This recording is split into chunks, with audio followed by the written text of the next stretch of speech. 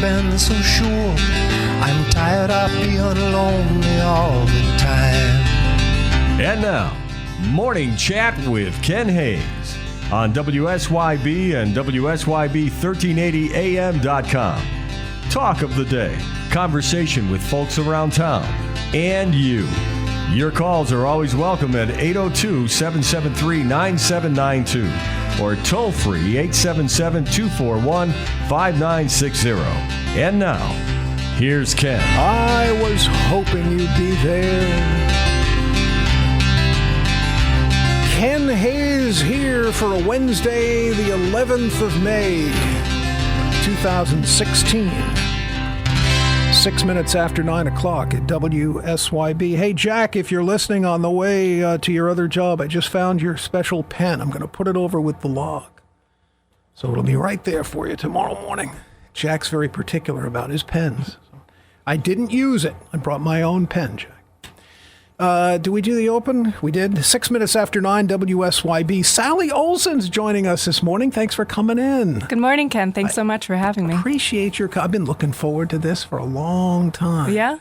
Me too. Yeah. Sally Olson, Vermont singer, actress, and artist, originally from Rutland, now living in South Burlington, working as managing director at Bill Reed Voice Studio. And earlier in the Procter Gas Morning Show, the boys and I were talking about the fact that you were coming in and who your mom is and who your dad is. And that, would you like to tell folks just so that they know the family relationship? Sure. You know it better than I do. Well, my mom is Bonnie Olson. And she's been on the show. That's right. Regularly, About right? four times? Yeah, four or five, whatever it is, yeah. She's a life coach, Martha Beck certified. Yep. And my father's Earl Olson, and he's a dentist. Yes, he is. Yep. And also a star quarterback, Rutland High School. Thank you. Thank you. Now Jack is happy as he drives to his other job. Jack wanted me to make sure to mention that he was something about a quarterback, and he loses me in the sports. I swear to you, I don't understand anything about sports. Thank you for saving my bacon this morning. Before we get into the music and stuff, I've just always wondered, were you kind of drafted into the family dental business at a young age? Well, it was something that was always there, and something very familiar. And after college, I didn't go to college for dental hygiene. I went to Middlebury and majored in studio art and French. Yep. And then afterward, it's like, you have a bachelor's degree, and you're like, oh, what can I really do with this? And so I did have a brief foray into the dental world and did the dental hygiene program up in Burlington back in 2005 to 2007. And that's what brought me to Burlington, even though I only practiced for about a year and a half, 2 years. But having gone up to Burlington to pursue dental hygiene, even though I didn't continue it, it was a great community for me to be in for the arts and to get back into my arts interests. And that's when I met Bill Reed. Actually, it was summer of 2009. I signed up for a class at the Flynn, a singing class, and took his class, and then the rest was history.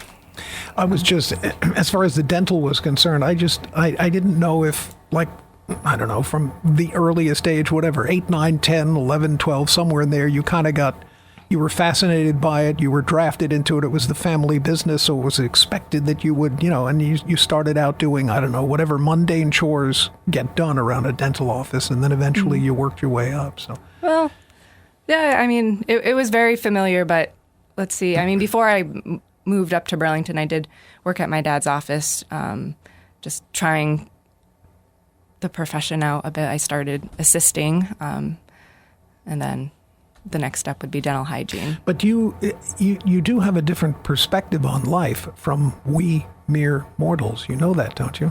Who are not dental professionals? Well, yeah, because you don't have an intrinsic fear of going to the dentist. Yeah, that's right. I have a hard time understanding that, but I mean, it's what I grew up with. So the dirty little secret is, and when I've had dental folks on the show before, they always look at me in amazement.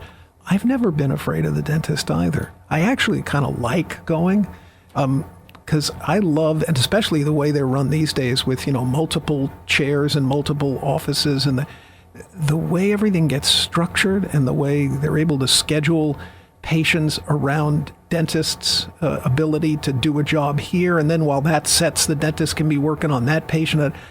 The clockwork that goes into it is amazing to me. So and plus I love that feeling when you come out of the chair and your teeth are clean and you know that feeling. Anyway, oh yeah, that's not why you're here today. Sally's with us because she'll be singing this Saturday night at 7 o'clock, a Carpenters tribute concert titled A Song for You, benefiting Project Vision. This Saturday night, 7 o'clock, Grace Congregational Church on Court Street here in Rutland. Free will offering to benefit Project Vision. It's a $10 suggested donation, but hey, if you feel, a 20 would do just fine, then feel free to drop that in the basket. By way of background, as Sally mentioned, she attended Middlebury College, class of 2003, was graduated with a Bachelor of Arts in both studio art and French. She is a graduate of the Pennsylvania Academy of the Fine Arts, post-baccalaureate in painting. You're amazing. What kind of painting? Well, I've studied, all across the board, mainly figurative. Pennsylvania Academy of Fine Arts is very much founded in the classical tradition. It is? Okay, so it's the traditional painting from the European masters is what you and so studied. is Florence Academy, and I spent a summer there further honing the classical technique. But these days, what I've focused on doing more are pet portraits in either oils or watercolor. So you work in both media? Mm-hmm. Wow. I started with watercolor as, in high school. Well, so they do usually first. start you out with watercolor. At least they used to, anyway. So you're comfortable in oil? Mm-hmm. God bless you. You're amazing. Sally's been acting and singing since childhood. She is an alumna of the Circle in the Square Theater School. Sally can be seen in local, regional commercials, film, theater, cabaret performances. And as I said before, she's a managing director at Bill Reed Voice Studio up in South Burlington. Been studying voice with Bill Reed, as she said, since about 2009. Let's talk about this Carpenters concert. Yeah, I mean, obviously, you have a certain affinity. You bear an amazing resemblance to Karen Carpenter, and I've heard you singing, and we'll get to play some of Sally's recordings as we go through the hour this morning, folks. But what got you started? How did you latch on to the Carpenters, Karen Carpenter in particular? What drew you to them? Well, there's a few reasons. Everything that's led up to me now doing a Carpenters tribute concert, I think when I look back on it, has much to do with my childhood and high school and just things that appealed to me. All throughout high school, I only listened to oldies radio stations. My mom had a great collection of music from the 60s and 70s, and she kind of guided me in that direction. I mean, I grew up listening to Carole King, James Taylor, Leslie Gore, Crosby, Stills, Nash & Young, the Beatles, Billy Joel, and Paul Simon. So those were some of my big influences. I was definitely aware of the Carpenters, but I don't think it was until later years that I really started listening to them also. But then once I did, I just and it was just similar to Carole King's music. My voice range, it just fits very naturally in with Karen Carpenter's. Well, yeah, you both contraltos, and your vocal range is right in tune with hers. It's almost uncanny to listen to you sing. And I promise, folks, we'll get some of the recordings in later. But is that natural or is that deliberate? Have you studied to be the way Karen was? It's a little bit of both. Yeah, some of it. I think a good part of it is natural. Probably the majority, but I've been listening to their music now, I mean, for years, but for like every day for the last 2.5 years as I've been developing my show. So there's all those little nuances and just inflections and intonations and things she does with her voice that are very, specific to each song. And people who are Carpenters fans, they recognize that. And of course, they might have a studio recording and then maybe they perform live, although a lot of times when they perform live back then it was, lip syncing. Yeah. So it's very consistent, and in studying their music so much, I've just really picked up on a lot of that, and it's just become ingrained. Her vocal style is very what I would call straight ahead. In other words, her arrangements were never designed to have her scale great heights or great range. She found her niche. She was comfortable in it. She was very accomplished in it, and she stayed right there within that vocal range. You comfortable with that, or would you rather stretch? I'm comfortable with that vocal range. You never long sometimes to let's do the arch. Let's bring that up to a higher octave. Let's play with it a little bit. Yeah. I mean, I can sing higher. Technically, Bill Reed says that I am a soprano, technically, but you sing contralto, right? When I've heard your recordings, it's where that's where it's most comfortable for me to be. But I mean, I do have a wider range, and all through middle school and high school, I sang alto too because I could. Wow! So they put me at alto. Oh, you do have a big range then. Well, Karen did too. I mean, one of her later albums, I forget the title of it. You know her history much better than I do, but there was a solo album that, it didn't really get released, and then later on, Richard rearranged it, and her brother, Richard Carpenter, rearranged it, and bits and pieces were put out, and then finally the whole album was put out, I think, in the 90s sometime, or that's late right. 80s, yeah. In the 90s. But she did stretch. I mean, she went much higher than what we would consider the way, when you in your mind's ear, when you picture Karen Carpenter singing. It was almost like, whoa, that's Karen Carpenter, because the range was higher, and the lyrics were more risque, and it was more. I don't want to say it was disco temp, but you know what I mean. It was. It didn't have that easy listening sound to it that most of their hits did. It technically was a disco album, and is that? Oh, it was technically. She asked for Richard's blessing to go out to New York and do it, and he said, "Okay, go ahead and do it, but don't do disco." It was hard not but to.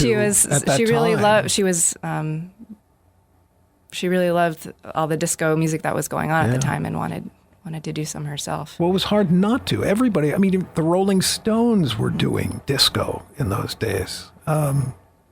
Everybody was. It was kind of a flash in the pan, but it was the thing to do in those days. And wasn't that the album that was shelved because A&M, their record label at the time, took one listen and said, and they put it up on the shelf. They didn't like it. Yeah. Around the same time, Richard had, taken a break, and during that time, she went and made the solo album, and then she came back, and they reviewed it, and it was just not very warm reception. And they were going to get back together and do a Carpenters album. Had they released it, there would have the albums would have been in competition with each other, most likely. And she, there's conflicting facts out there. Some people say that she just agreed to shelve the album. Other fans would say that she was bullied into shelving the album just for the sake of keeping the Carpenters name intact and image intact. Yeah. Right. So and I think I'm sorry.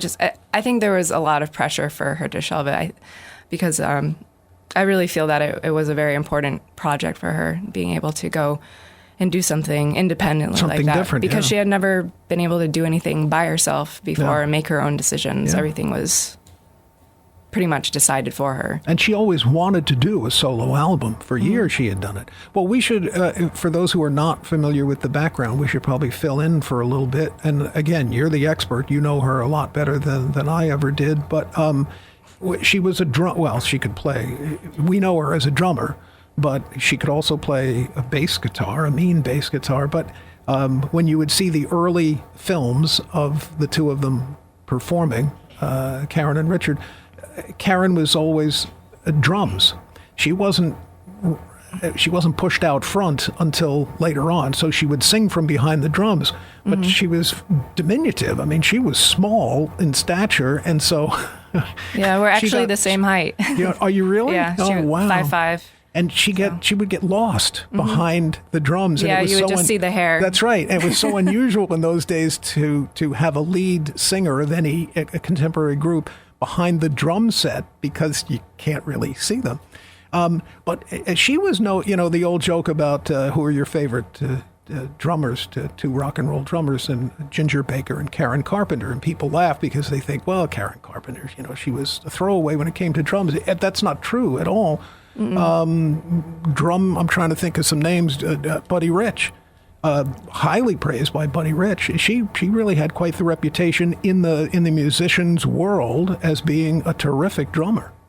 Yeah, she picked up to it very quickly, and she started it in high school. Richard and Karen grew up in West Haven, Connecticut, but around the time that I think Richard was already in high school, and they moved out to Downey, California, because he was the musical genius of the family. Oh, he was a keyboard genius. Yeah, he was very good. And the parents moved them out there to further his career as a classical, professional pianist. Yep. So they both attended Downey High School, and Karen joined the marching band because being able to do so, she could avoid physical education, which she hated.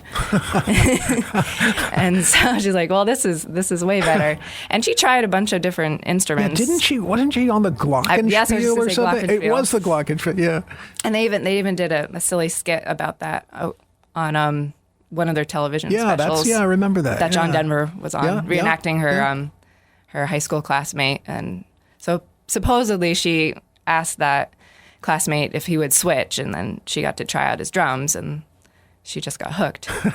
So she quickly was able to pick up all kinds of exotic tempos, and she was just a real whiz on the drums. It's funny because you're not old enough to remember. I mean, were you alive when they were doing performance television shows? I was born at the very end of the last year and a half of her life. Oh, so then you would have been an infant, so you wouldn't remember. So you never got a chance to meet them or see that. That's got to be a heartbreak for you. I'm sure you'd love to be able to just sit for an hour or two and chat with Karen. Yeah. Man, that would be a kick, huh? I'm glad that at least I overlapped a little bit. But yeah. You feel yourself a kindred spirit? I do. I've said that a lot of times, especially in some of the writing that I do for my show. There's a lot of talking and patter, and I do mention that, yeah. Let's talk about the show a little bit. By the way, if you're just tuning in, WSYB, about 24 after 9 o'clock. Sally Olson, our guest this morning, Vermont singer, actress, artist, and originally from here in Rutland, now living up in South Burlington and working with the Bill Reed Voice Studio. She'll be doing the Carpenters tribute concert, A Song for You, benefiting Project Vision this Saturday night at 7 o'clock, Grace Congregational Church on Court Street here in Rutland, with a free will offering to benefit Project Vision. You've been doing this show now for a couple of years, I guess, right? Yes.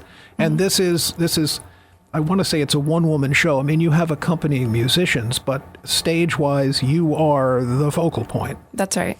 And you do more than just sing Carpenters songs because as you said, there's dialogue in there. Mm-hmm. What is it you talk about on stage? I talk about the history behind their music, and also, I have two shows. A Song for You is part one, the first show that I created. And then I have part two, Yesterday Once More. Oh, neat. In part one, it's, once again, mainly focused on the history behind their music. And then I talk a lot about Karen's rise to fame, and then also her tragic death at the age of 32, and the cause of that, which was her eating disorder, anorexia. Mm-hmm. And in terms of kindred spirit, you look like, I mean, I haven't seen your performance live, but I've seen videos of it. I've seen still shots of it. your hairstyle is similar when you're on stage, and are those gowns that you wear originals, or are they patterned after what she wore? They look amazingly like what Karen Carpenter wore back in the 70s. Well, just like the fact that I listened to pretty much exclusively oldies music, since high school, I also was very addicted to vintage clothes shopping. Less so now, but my mom just, I drove her crazy because everything was polyester and it smelled kind of funky from the former people who owned it. But I just thought it was the coolest thing, and I couldn't get enough. And just to go up to Burlington, I could go to Old Gold. Because I was a treasure trove up there. But I don't do that now. That's not my everyday wardrobe. But it's served my show very well. Well, that's what I mean for the show, yeah.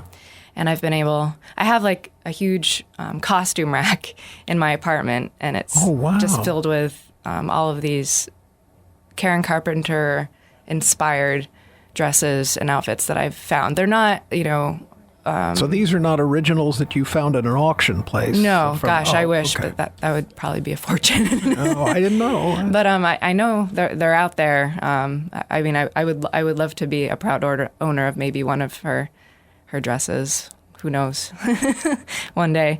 But these are dresses that I found at vintage stores in the Burlington area, and so they weren't custom made to look exactly like one of our dresses, but I have found some that are like very, very close to certain iconic dresses that she wore. They really do look like. It's a snapshot out of the 70s. It's amazing the way you've been able to reconstruct. Are you going for nostalgia? Mm-hmm. You are? Yeah. And warm receptions from audiences, I would assume? Yes. I've been very, I don't know. I have this idea and I love it, but you just never know if it's going to also appeal to other people. That's why I'm asking. You'd know. Yeah. You can feel that when you're on stage, even though those who've never been on stage think that we can see the audience. And truth be told, in most professional installations, we can't see. You can feel them, but you can't see them because the lights kind of blind you to the audience. But you know that. You know what I'm talking about. That feel that you get when it's clicking, you know it. Right. You can feel the energy. Exactly. Feel that they're with you. Yeah. Mm-hmm. Do you get that click when you perform? Oh, good. Yeah. So there is a receptive, a welcome audience for you when you do this. Yeah. This is great. For those who've never experienced the sound of your beautiful voice. Oh, thank you. We should probably play one of your recordings because it's already 1:30 hour. Wow. And, I know. We'll sit here and we'll chat and we'll never get to play it. And people will say, Hayes, you fool, why didn't you play more of her stuff? We wanted to hear what she sounds like. I want folks to be able to hear for themselves. Your amazing, your uncanny ability to capture Karen Carpenter's soulful vocal quality and sincerity. Anyone in particular that you would like to have folks be exposed to you for the first time with? Oh, geez. I know folks always think Carpenters, they probably think Rainy Days and Mondays or We've Only Just Begun. And I have those too also, but we have some of the ones that people may not remember right off the top. So is there, I'll play whichever one you want. I'll leave it up to you. You can choose. Well, if you leave it to me, you know me. I'll pick the Torch song every time. We probably should do one of the famous ones. Which one do you want? We've Only Just Begun or Rainy Days and Mondays? They're both synonymous with the Carpenters. Which one would you like folks to hear first? Well, We've Only Just Begun technically is their signature song, so why don't we do that? I think we should.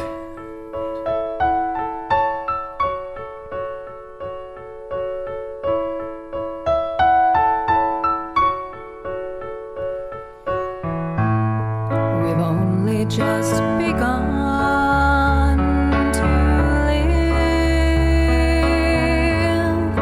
white lace and promises, a kiss for luck and we're on our way. Before the rising sun we fly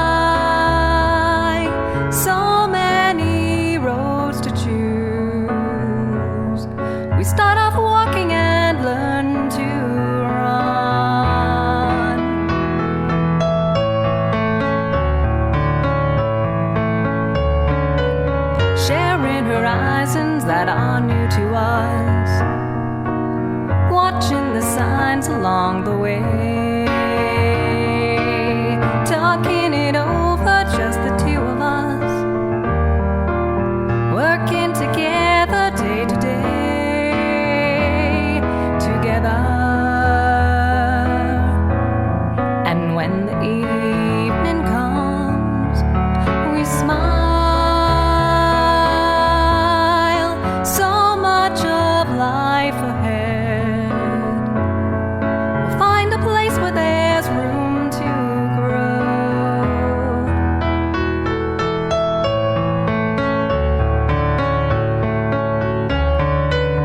Sharing horizons that are new to us, watching the signs along the way, talking it over, just the two of us, working together day to day, together, together. And when the evening comes, we smile. So much of life ahead. We'll find a place where there's room to grow. And yes, we've just begun.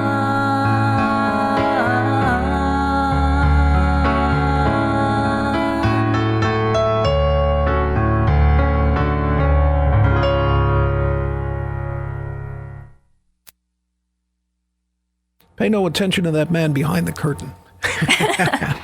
We're sitting here chatting, having a great time while the record's on. Sally Olson singing. We've only just begun. Wow. If I said it takes my breath away, would that sound... Nah, you hear that all the time. Never mind. No, I still appreciate it. That's okay. great. Sally will be singing a Carpenters tribute concert to benefit Project Vision this coming Saturday night at 7 o'clock, Grace Congregational Church on Court Street here in Rutland. And any free will offering that you would care to make would be greatly appreciated. Project Vision, $10 suggested donation, but anything that you can drop in the bucket would be highly, highly appreciated. So tell me, Sally, about some more of this background. Now, you've met biographers of Karen. You've really gone in depth with this thing. Yeah, about a year ago, I started realizing that there's a lot of fan groups on Facebook. And I use, Facebook a lot, just like anybody else, but I really use it a lot for the work that I do. So it's just one of those testaments to the power of social media. So I belong to about, anywhere between 10 and 15 different Carpenters fan groups on Facebook. There are 10 or 15? Yeah. Wow. And, backtracking a little bit, in order to do research for part one, A Song for You, I was like, well, geez, I should, I know about the Carpenters, but I really need to know more. So there must be books out there. So I went to Amazon.com and was just looking, through what was there. And the one that stuck out to me the most was Little Girl Blue, The Life of Karen Carpenter by Randy Schmidt. Mm-hmm. And lo and behold, it turns out that he is the number one, most highly acclaimed biographer of the Carpenters. And he's been doing this since he was in high school or younger. He's just been totally into the Carpenters. So he's, what you would call a super fan. He's been immersed. Yes. And so I read that book, and it was an incredibly helpful and insightful resource. And also not to just understand the history behind their music and their rise to fame, but also really getting into Karen's psyche and her personal struggles, because he was really the first person who was able to make contact with a lot of her really close friends and, in different contexts within the industry that were years later, because when everything was so fresh after her death, people really weren't talking so much. Mm-hmm. But by the time he did this book, which was I think, put out in 2010. So the years leading up to that, he was able to make a lot of really great contacts and get. So he was never able to actually sit and talk with and interview Karen. No. Oh, so is he your age? He's 40. Oh, okay. Yeah. So no, then he wouldn't have been around long enough to see the heyday anyway. Do you want to get into the Ipecac controversy and all the rest of that, or is that something best left for when you do your stage performance? No, we can get into that. It's entirely up to you. Whatever makes you comfortable. Mm-hmm. She is Karen Carpenter, commonly thought to have died from complications from anorexia, but Ipecac, syrup of Ipecac, is an emetic. It's something that you take it makes you vomit. So if you think you've swallowed a poison, or if you think your child has swallowed something horrible, usually a doctor says give them syrup of Ipecac, and they vomit it up and get it out of their system. And the coroner, after the autopsy, said that the death was heart problems related to complications from emetic Ipecac in her system. But there's this whole controversy over it because they've never. I mean, the family swears. Her mother and her brother Richard both swear that they never found any empty bottles. They never saw her take any of it. And then the question remains: how did it get into her system? Yeah, I mean, when you have an eating disorder, you're very sneaky about things. So, I mean, from what I've read and what I've surmised, she was still doing it and abusing herself that way, whether or not they found. Now, correct me if I'm wrong on this. Now, an emetic would be for someone who is bulimic, correct? Not anorexic. Or do I have them, or do they cross the line? She was a little bit of both. She exhibited behaviors of both eating disorders. Okay. So yes, using Ipecac would be more toward the bulimia side of things. Yeah. And in your research, in all your diggings and readings, it doesn't strike you as odd or in any way controversial. It kind of fits with what you know. Yeah. Oh, okay. But she was. I mean, there were other things going on. It was a perfect storm, or a deadly cocktail of different elements. When she passed away, she had put on about 30 pounds. Well, that was after she was hospitalized, right? And they were feeding her intravenously, so she put on the weight. But they put the weight on very quickly. Yeah, within like 6 or 8 weeks. Yeah. So. It's and that stressed the heart even more. I mean, the anorexia stresses the heart to begin with, and then the sudden weight gain stresses it even more. Right, and then if you take Ipecac, just like once or twice for an emergency, because you did poison yourself, then you're not going to die. But she did it repeatedly. And it is a poison, and it just breaks down the heart muscle. Yeah, it weakens the heart muscle. So, but not only was she doing that, she was also,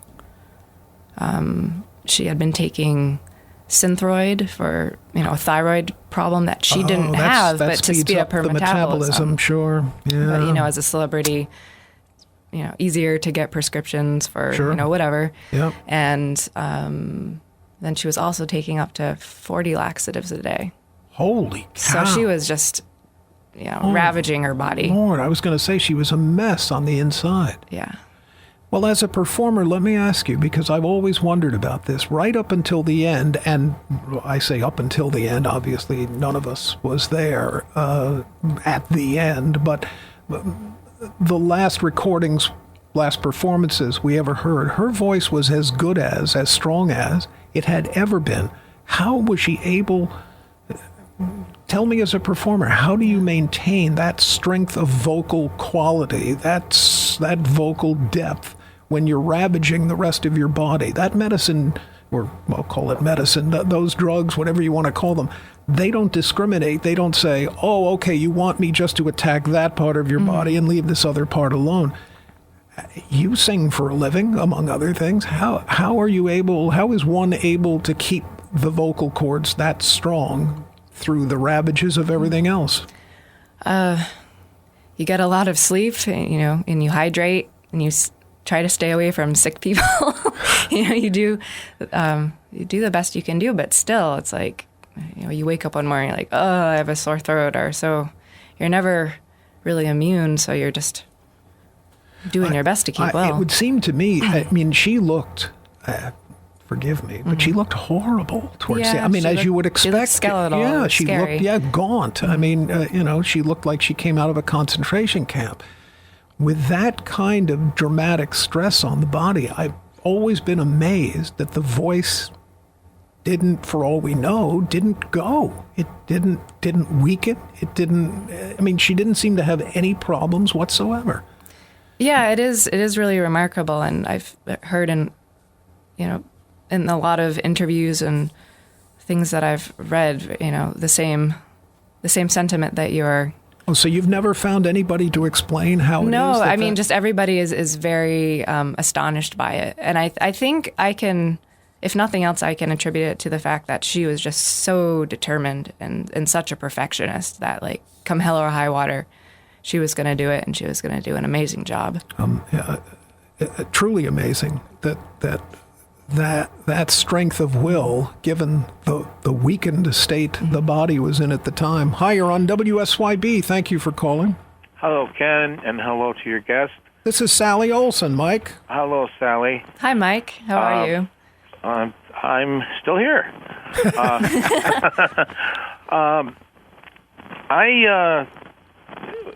Years ago,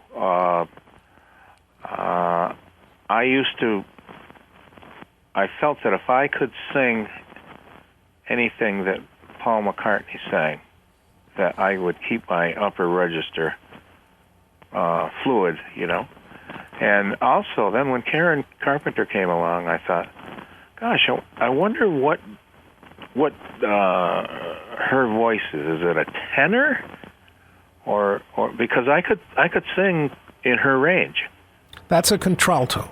That's a contralto. Yes. Okay, and her singing her songs seemed to be also good for stretching my voice and being able to sing continue to sing in a higher register, and then eventually I was told at one point that I was a lyric tenor, which I don't know exactly what that means, but I took a couple lessons just to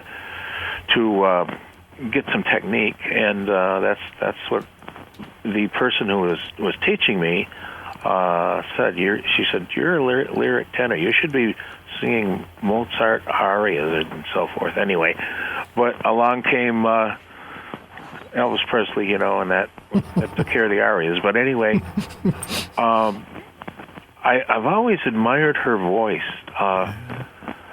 And I don't know. She's just one of those people that she's got this distinctive sound. She doesn't have to try to sing like a female chanteuse or whatever. I guess they're all females, aren't they? Chanteuses or whatever.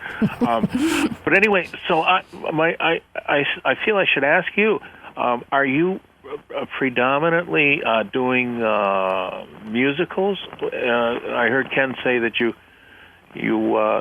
this is pretty much a large part of your working life. Well, I have done musicals and other theater and commercial work, but these days my main focus is my Carpenters tribute concert. But with that said, it's not just singing. There's a large theatrical piece integrated into it. Yeah.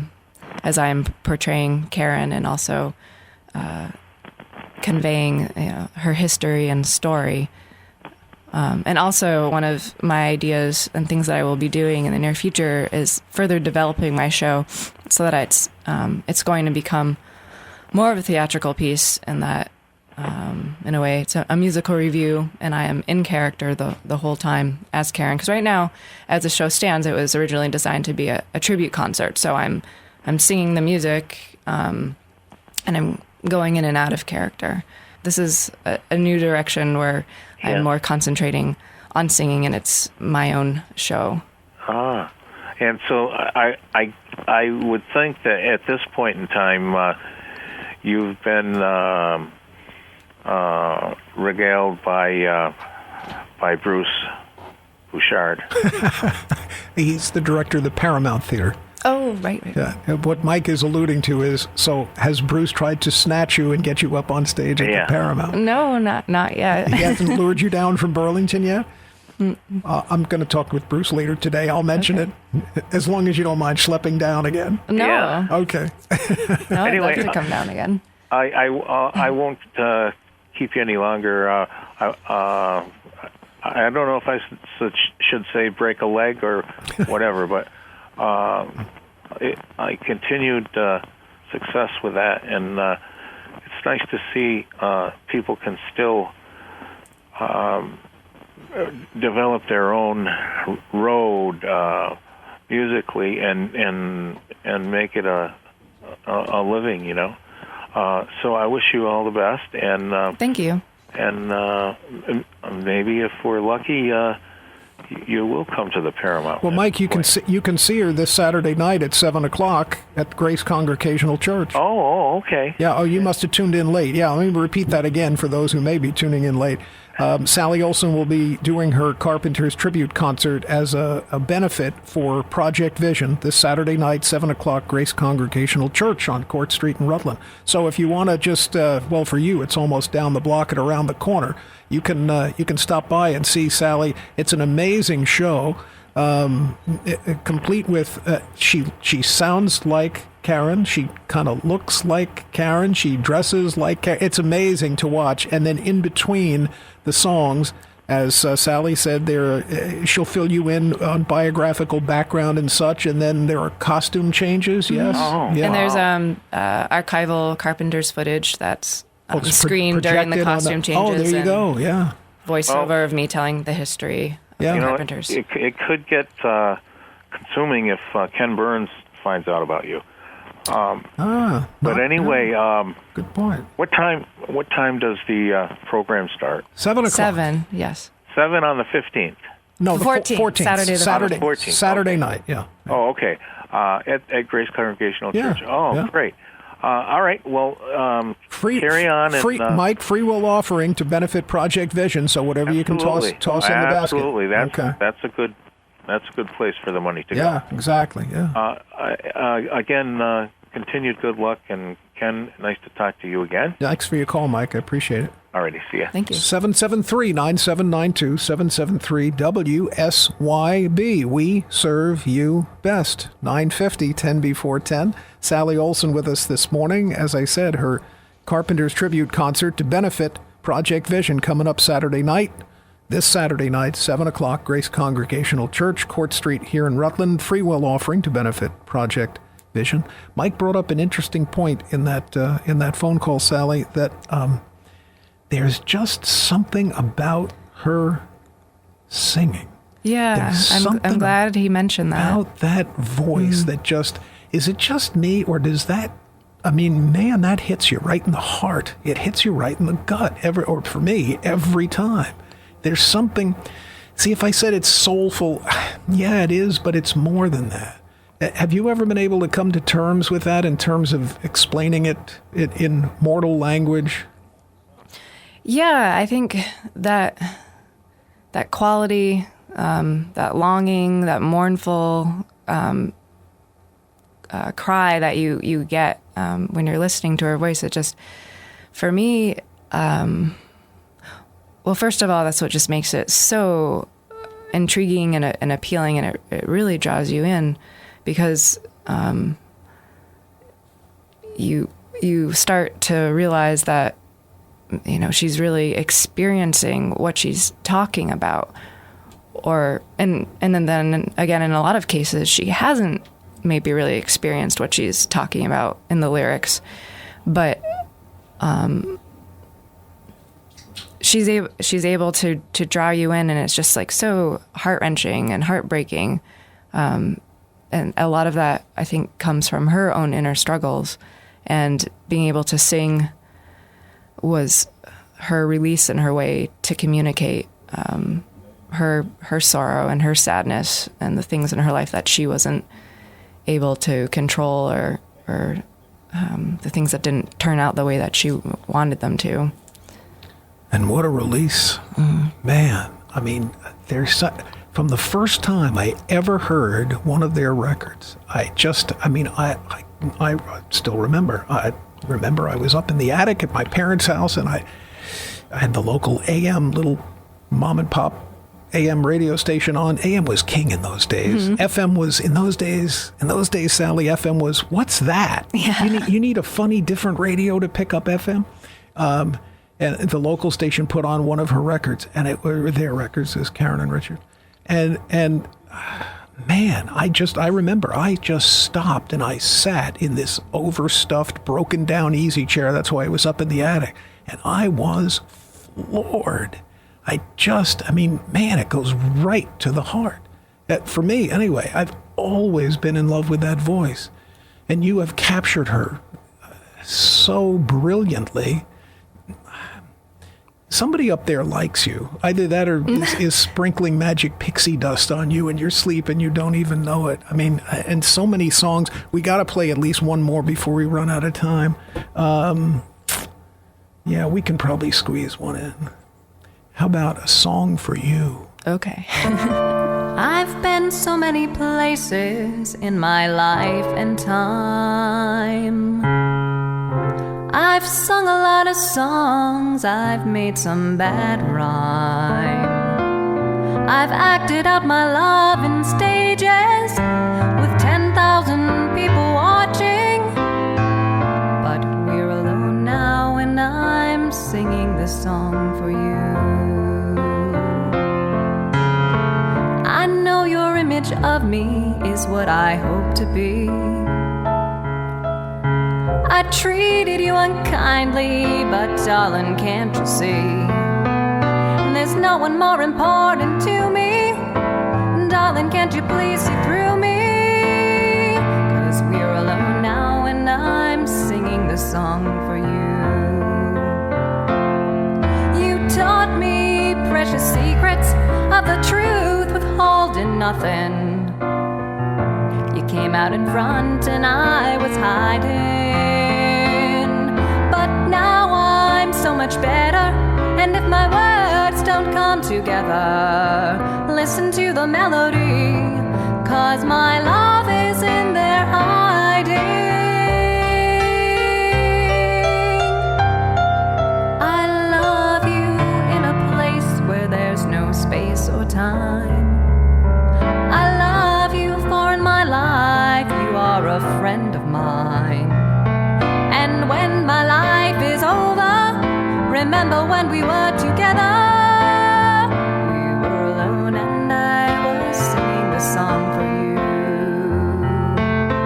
You taught me precious secrets of the truth, withholding nothing. You came out in front and I was hiding. But now I'm so much better, and if my words don't come together, listen to the melody, 'cause my love is in there hiding. I love you in a place where there's no space or time. I love you, for in my life you are a friend of mine. And when my life is over, remember when we were together. We were alone and I was singing this song for you. We were alone and I was singing this song for you. I love that tune. I love the way Sally Olson sings it. Sally Olson, our guest this morning on SYB. Leon Russell's A Song for You. Man, and the Carpenters did that one too. Yes, they did. He also, we don't have time. I was going to play Desperado. Oh, yeah, I know. love that one. Yeah, but we're running out of time. If I played that, the boss would be very upset with me because then we wouldn't be able to play the commercials, which would be okay with me, but then we wouldn't make any money, and then we'd go out of business. So anyway, before we run out of time, on a serious note, I'm sure we didn't get to cover nearly all of what it is you wanted to talk about. There's so much to talk about when it comes to the Carpenters. I can just keep on going and going. My point is, the floor is yours. You can say whatever it is you want. You can let the audience know everything that we should have discussed and didn't get to in the brief time that we had together, Sally Olson. Well, I mean, just in closing, I would just like to emphasize how grateful I am to be able to sing the Carpenters' music and keep the legacy of their music alive. It's just, when I look at, where I am now versus a few years ago, before I even had the idea of putting this show together, it's been a dream come true, and I love every minute of it. And I have a major amount of thanks to Bill Reed for helping me do this and being my mentor and cheerleader. So and it was his idea, because I had been studying with him for long enough that he's like, well, why don't you think about doing a one-woman show? And then we just started reading through music, and it was very clear that the Carpenters songbook was a perfect fit, not just vocally, but emotionally and spiritually and everything. Yeah. And that so much of what Karen did was spiritual and emotional, in addition to, the mechanics of singing. It's been a delight, Sally Olson. I'm so glad we finally got to make this hour great, happen. Ken. Thank you. Catch Sally this coming Saturday night, the 14th, 7 o'clock, Grace Congregational Church on Court Street in Rutland. It's a benefit for Project Vision, free will offering, benefit Project Vision, $10 suggested donation. Thanks for coming in. Have a great time on Saturday night, and your mama and papa should be very proud.